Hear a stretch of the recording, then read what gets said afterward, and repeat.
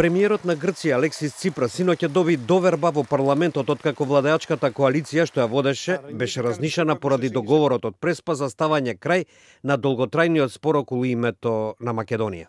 Κυρίες και κύριοι συνάδελφοι, έχω την τιμή να ανακοινώσω στο Σώμα το αποτέλεσμα της διεξαχθής ονομαστικής ψηφοφορίας. Ψήφισαν συνολικά 299 βουλευτές. Στην κυβέρνηση έδωσαν ψήφο εμπιστοσύνης 151 βουλευτές. Ваквото гласање во парламентот, во кој има 300 пратеници, и беше доволно на владата на 44 годишниот Ципрас за да преживее. Ήρθα ενώπιον σας να ζητήσω καθαρές λύσεις. Όχι κόλπα, όχι ημίμετρα. Ανοιχτά, έντιμα, καθαρά, πάνω απ' όλα κοινοβουλευτικά και δημοκρατικά. За време на жестоката расправа, Ципрас ја повтори оценката дека договорот со Македонија ќе ја зајакле стабилноста на Балканот.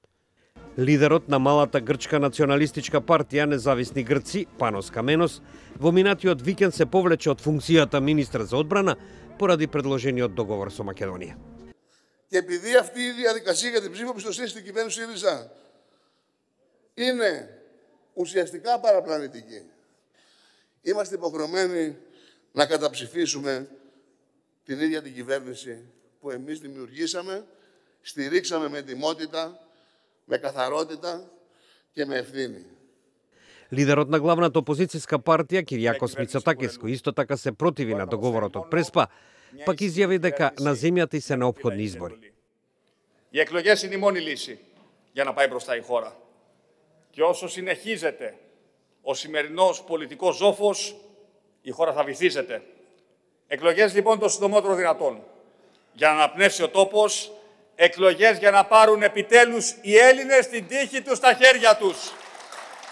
И покрај победата, судбината на владата на Ципрас и дали тој ќе го заврши својот 4-годишен мандат, кој завршува во септември, е далеко од сигурно. Премиерот сега се соочува со непосреден предизвик да го притисне парламентот за да го прифати договорот од Преспа.